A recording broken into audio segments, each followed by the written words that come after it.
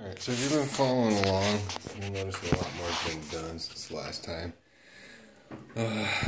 we did any videos on this. We came in, sorry, I'm just going to keep sitting here for a little bit. So we finished up the hair, came in with our whites and our darks, individual strokes. It built everything up to give us this overall effect. Then we came back into the black and we etched in the white, put in all the highlights. Since then I've also added a little bit of shading to the little skulls. And I came in to fill in all the paint. You remember that whenever we pulled the frisket off, it pulled some extra paint off. So I actually came around and just kind of hit all the edges like that. There's one right there. There's a couple edges up here. Basically, I'm just filling in the paint. I gave it a good overall effect of a hot spot, though. And we'll get more into hot spots here in a little bit whenever we put one in on our sword over here. As you see there, we actually went ahead and put in the hilt. You can see the paint line through here. It's one reason I don't like masking off things, is I despise paint lines. So I got some in here. Basically what happened is, though, as I'm standing back to look at this, I'm getting ready to kind of blend in everything, and then I'm going to come back in with my blacks and darken in, and then kind of play into this cape a little bit. You can see that we've highlighted everything. I think you guys were here for some of that. But I went ahead and highlighted all of these individual lines just to give me a little definition to play off of.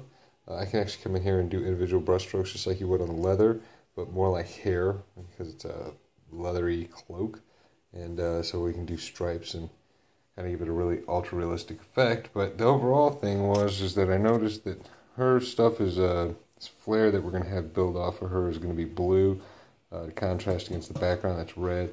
Dragon's green to also contrast off of the red background. Problem is that her hair's blue. So it should be more white than blue, but either way, because the flames are going to be more whitey bluey, then that's a word, by the way, you can look that up, whitey bluey. I don't like the hair color. So what we're going to do now is we're actually going to do a transparent red over the top of it, and it should color shift it down to a purple and red. And then we can actually come back in with our brush and highlight out some whites again. So we're going to see how that works out. That's kind of one of the things that happens sometimes when you're doing art. You get in there and you realize that you just don't like what you're dealing with. And this is one of those cases. So I'm going to go ahead and clean out this color cup. I'm going to put in some transparent red and spray it down and see what happens.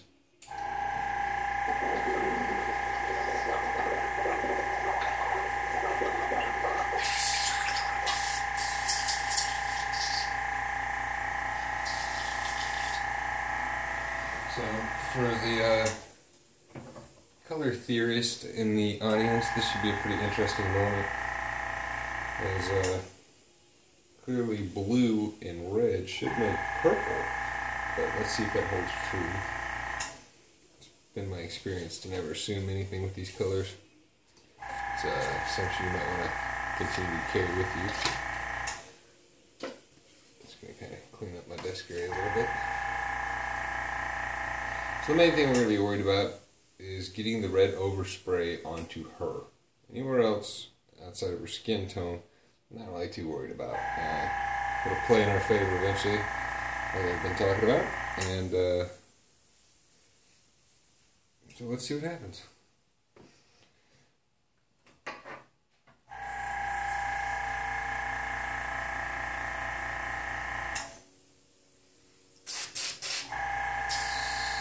Again, just kind of cleaning out the gun.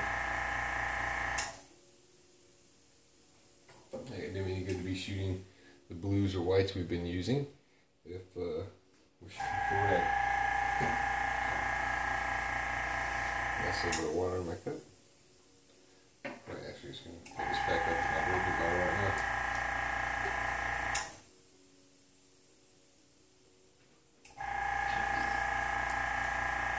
In case you're wondering, if you have to use distilled water or mountain spring freshness or whatever the heck it is when drinking to fill up your water cup and that. Again, if that's what you got there and you're too lazy to walk to the sink, as is the case with me, so call us lazy. I think it's just that we're really in the moment focused on our art. So this transparent red's really watery, okay? We might need to thicken it up. What I'm actually hoping is that because it's watery, it will go down even more transparent. We'll just have to be really careful and spray super light. So, we're all knowing pretty heavy-handed, so I don't know how that's going to work out. So, main thing we're going to want to do, first we're going to test our spray out like we always do. No, there we go. So we're getting a really pinky type white, so type red.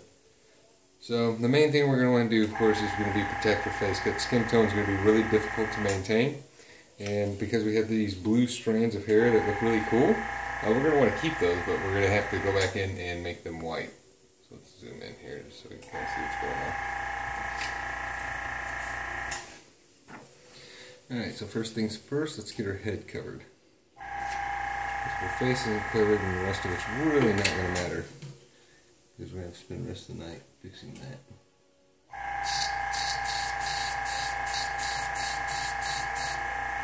Alright, cool. So that is going to work.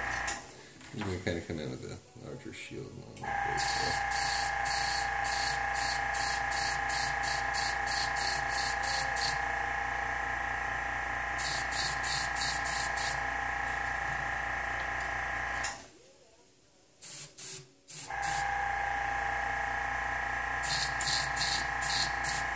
Yeah, I'm just trying to protect your skin tone.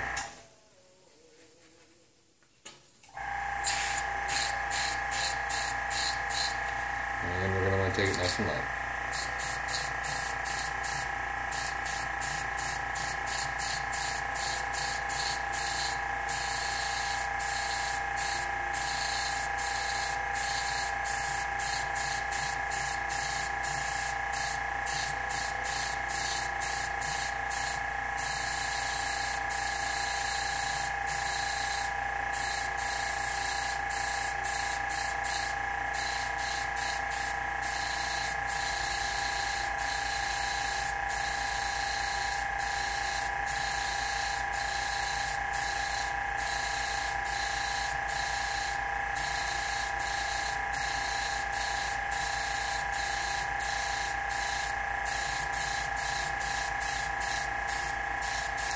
So earlier we talked about coming back in with the airbrush to kind of blend this down to make sure that we had that darker shading in the center. As you can see, since we're using the transparent paint, we're actually going to get that darker center that we were wanting all along.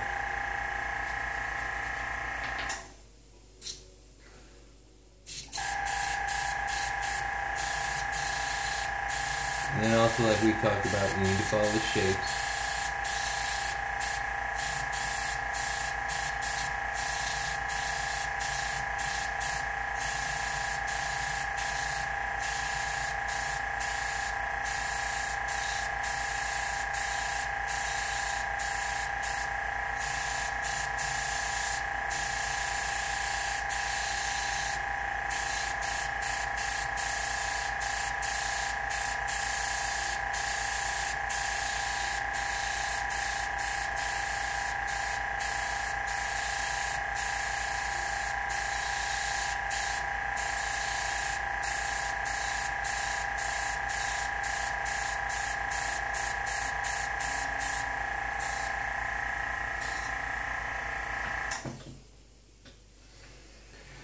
Alright, so we keep following the shapes.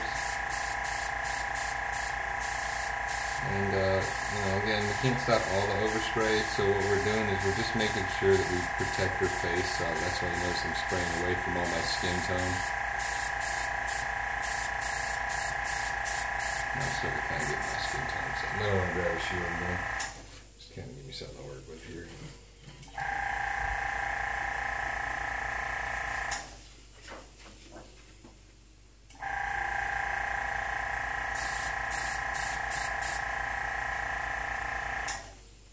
We're going to have to get down in this area there, so.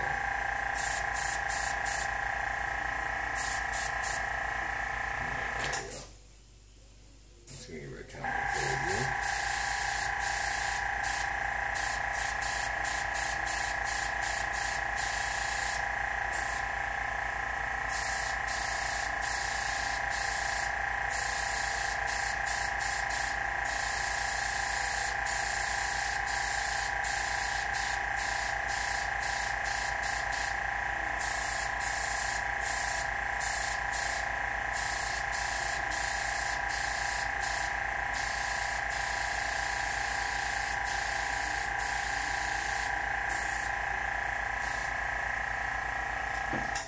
So as you can see, we are going to go ahead and get more of our purple look that we were hoping for, so that's a good thing. And then the other thing that we're going to go ahead and do is try to put in some more shading while we're doing that. Because our original brush strokes are still showing through the transparent paint. All we're doing now is just kind of shading them down.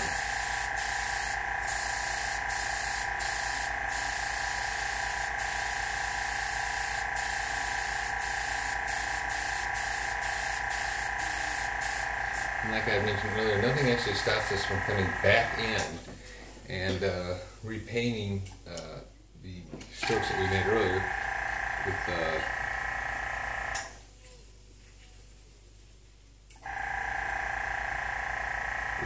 brush. I'm just going to put that overspray right onto her face, so let's not do it that way. Let's do it more shields. Shields have all kinds of different shapes. It's all about finding the one that works for the occasion that you're trying to accomplish.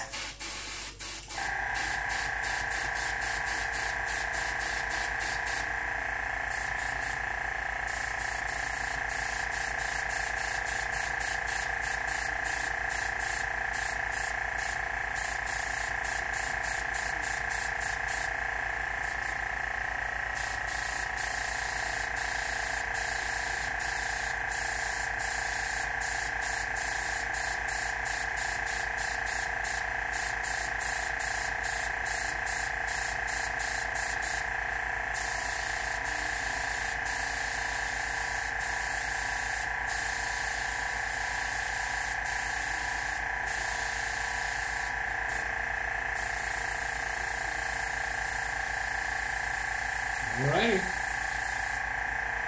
So, come in next with our brush. Just kind of hit these the blue areas that are still left behind. But I think on the whole we have ourselves a pretty nice looking redhead now.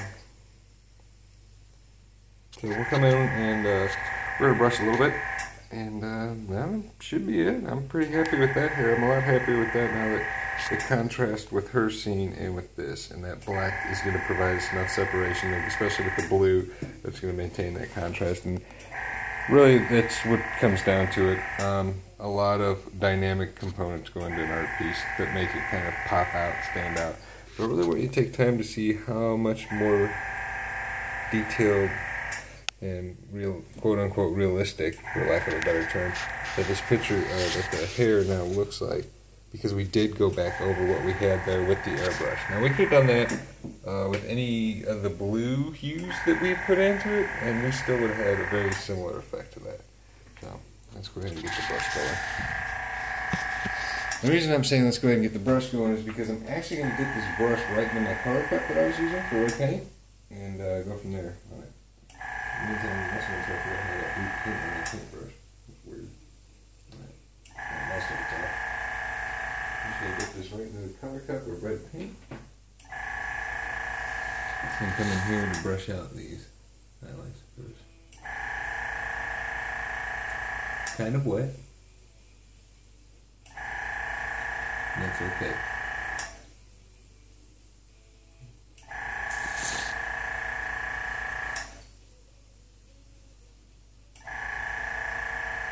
Actually, it's very wet, and so I'm not sure that is okay. So let's get a little bit of white. And the only reason I'm going to get some white is just trying to thicken up this red a little bit. So it's an opaque white. So now we can brush in the highlights. Like so.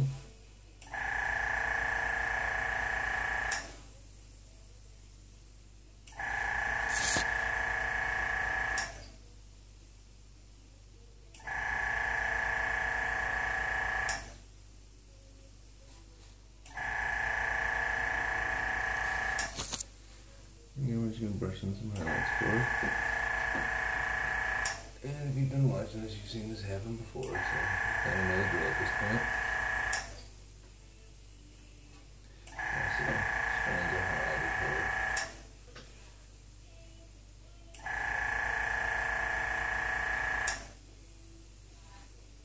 Make sure it's not too wet. Get a little bit more red in there. Don't want it to be too wet, don't want it to be too white. One disadvantage of these transparent paints is if you don't really get in there and dry them off real good, typically with a hair dryer with some sort of heating on it, they want to stay pretty shiny. I also have experience in them getting kind of sticky.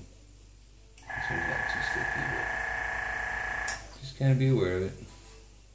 Don't be totally shocked if you start using it. Like, yeah, but mine's sticky. No, everybody's is sticky. It's not just yours. I'm not going to throw it that line, so I'm going to take your eye away from that line by brushing it back down.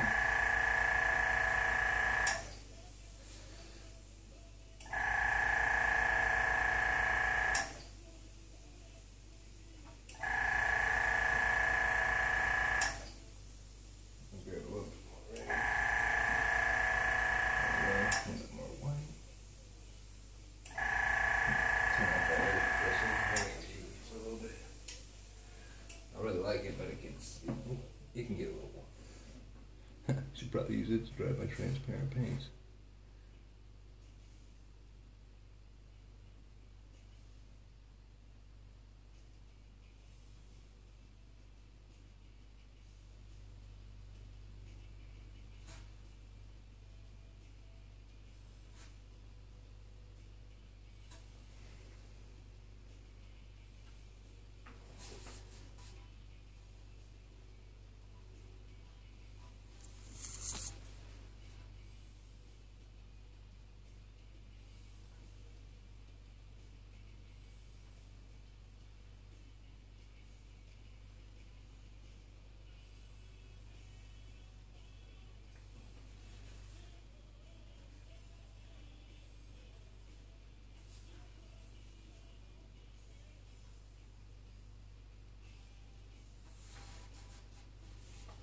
Don't be too scared about overdoing your highlights, because as you can see, you can always come back in with the airbrush pretty easy and just tone them right back down. And like we talked about earlier, every time you do that, you're adding a new layer to the hair. It really brings in the depth.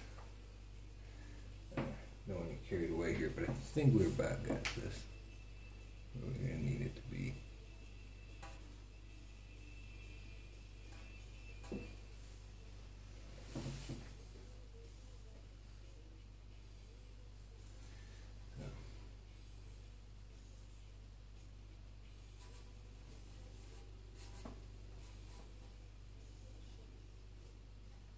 a couple good things to train on is I know a lot of people get a little hesitant around here. If you just keep adding layers in, you'll get there. Another really good thing if you're just new to airbrushing and you want to try to do stuff, trees. Can't mess up a tree. You can do it right off of a photo and it has to look exactly like it. You might run into some issues there, but I mean, if you don't have a gun in your hand, then you're really not learning. If you don't have a gun in your hand, then you're really not learning how to airbrush. So, sorry, I was getting ready to say gun as a reference to a tattoo gun, but I meant machine on that. So, if you don't have an airbrush in your hand, then you're really not learning how to airbrush. Obviously, you can't airbrush and watch a video, but you know what I mean. If you're not putting in the time, you're not going to get anything out of it. You figure this video on this little chick here is probably a couple hours at this point. And we're still not very close to having her done, but not question what we were, huh? See, I'm actually going over the highlights with a little bit lighter white now. Wish my hair was in the way. So, I'm not going to go too much into that white though. Just kind of hit a couple spots.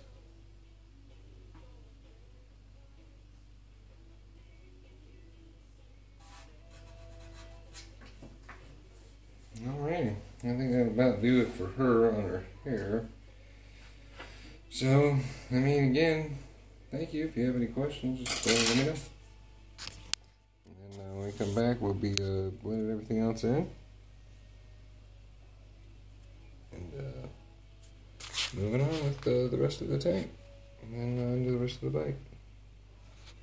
So, thank you.